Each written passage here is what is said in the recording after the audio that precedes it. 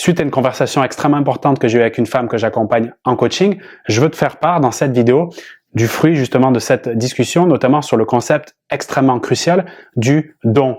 J'ai l'impression de donner et de pas recevoir en retour. Alors ça m'apporte déception, frustration, énervement, ce qui nous amène à une question très importante, celle de la réciprocité. Je donne, mais je ne reçois pas.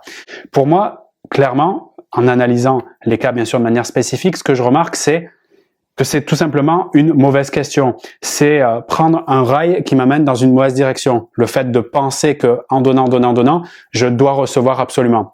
Je vais m'expliquer plus clairement. Ce que j'observe dans de nombreux cas, bien sûr, je fais pas une règle universelle, mais qui peut être très intéressant pour toi de l'écouter ici. Si tu veux qu'on voit ça ensemble, réserve un appel découverte pour qu'on puisse analyser ta situation et découvrir si tu fais partie des cas que je vais partager. Mais globalement, ce que j'observe, c'est que par effet de projection, c'est-à-dire en pensant que l'autre est comme moi, c'est-à-dire qu'il a les mêmes besoins, la même histoire, la même expérience, ce que je vais donner, un peu en mode « je suis un bon samaritain », je pense qu'il devrait le recevoir avec grande joie, l'accepter et m'en rendre en retour, voire même plus. Mais ce que je fais en faisant ça, c'est que je me décale de la réalité qui est l'autre. Pour le coup, ici, n'est pas moi, en tout cas dans l'instant. Il a d'autres besoins, d'autres peurs, d'autres situations qui l'amènent à, quand il reçoit ce que je pense donner et que je fais une sorte de comptabilité de ce que je donne, eh bien, il peut le recevoir comme quelque chose qui n'est pas intéressant pour lui, pas du tout de valeur, ou tout simplement, il ne le remarque même pas. Je vais donner un exemple par rapport à ça. Donc ça, c'était la première chose, attention à la projection.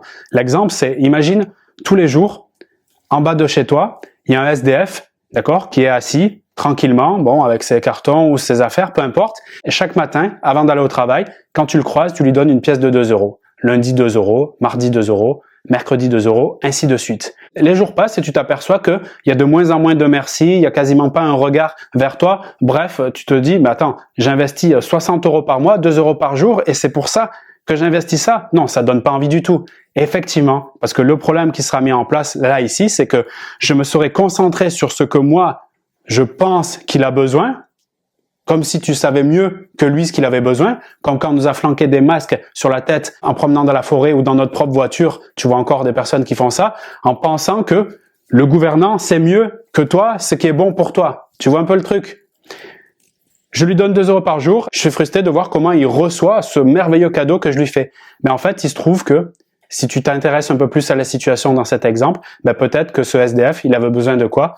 Pas de 2 euros tous les jours, c'est bien sympa, mais il avait besoin d'attention, de contact humain, d'une discussion. Comment ça va ce matin? Ah, il fait un peu froid, vous voulez que je vous apporte un vêtement, etc. Donc les 2 euros que tu as envoyés tous les jours, c'était complètement à côté de la plaque. Et lui, il n'a pas reçu ce que tu pensais être important à tes yeux. Donc il y a un décalage entre la réalité et les faits. Donc ce qui est important ici, donc il y a la notion d'empathie qu'on peut mettre au milieu, c'est-à-dire d'aller chercher à comprendre finalement qu'est-ce qui se passe pour lui avant de penser que ce que je vais donner avec cette joie, cet enthousiasme et plus tard créer un ressentiment puisque justement il n'aura pas reçu comme je le voulais. Donc identifier si vraiment ce que je pense donner, que ce soit mon temps, mon attention, mon argent, je sais pas, mon physique, j'en sais trop rien, est-ce que ce que je pense donner, c'est vraiment ce qu'il a besoin maintenant et finalement pour améliorer son quotidien, qu'il se sente mieux dans sa vie? Question très importante. Dans l'exemple de cette femme de cœur que j'accompagne qui m'a donné envie de créer cette vidéo, il s'avère que quand on analyse en détail la situation, parce que oui, il faut aller dans le spécifique, sinon on est trop global, c'est pour ça que je ne parle pas de règle générale ici. Encore une fois, réserve un appel découverte si tu veux qu'on parle de ta situation de vive voix. Mais dans ce cas, on a remarqué par exemple que ce qui pouvait lui apporter de la valeur à cet homme, dit autrement, le sentiment de recevoir le don qu'elle lui faisait, c'était, et je te demande de faire attention à ça, parce que c'est ça la clé, des moments où elle pensait ne pas être dans le don, donc dans l'investissement sans retour, d'accord? Elle pensait ne pas donner, elle était dans un moment de ce qu'elle m'appelait, qui est très intéressant, note-le, de partage, c'est-à-dire je lui envoie des photos parce que je suis en train de marcher dans la rue, de faire du shopping, etc. Il le reçoit positivement parce qu'il sent que je suis détendu. Il me propose un rendez-vous ce soir pour manger un bout, une soirée concert. On y va, on passe un moment génial et on s'en va, super soirée, je suis contente.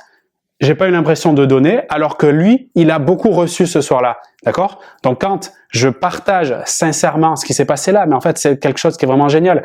Quand je partage sincèrement mon temps, mon énergie, ma positivité, finalement qu'on passe une expérience émotionnelle agréable, en ce moment, dans cette soirée, soudainement, j'apporte une grande valeur et là, il reçoit mon don. que je ne pensais pas être un don. Et ici, dans cet exemple, ce que je pensais ne pas être un partage, puisque pour moi c'était naturel d'avoir cette présence, cette attention dans cette soirée, mais pour lui c'était un grand partage. Comme pour le SDF, si je commence à avoir une discussion avec lui sur sa vie, sur ce qui se passe, comment on peut améliorer son quotidien, peut-être autrement que passer obligatoirement et quotidiennement par l'argent, comme si on donnait une vulgaire miette de pain à un pigeon sur la place publique. Et finalement, et j'espère que tu le comprends mieux, quand j'arrête de regarder et de compter un peu avec, comme si j'avais une calculette, ce que je donne et ce que je reçois en retour, finalement, je voudrais qu'il me donne exactement ce que j'amène. Encore une fois, projection. Je parle que de moi quand je fais ça.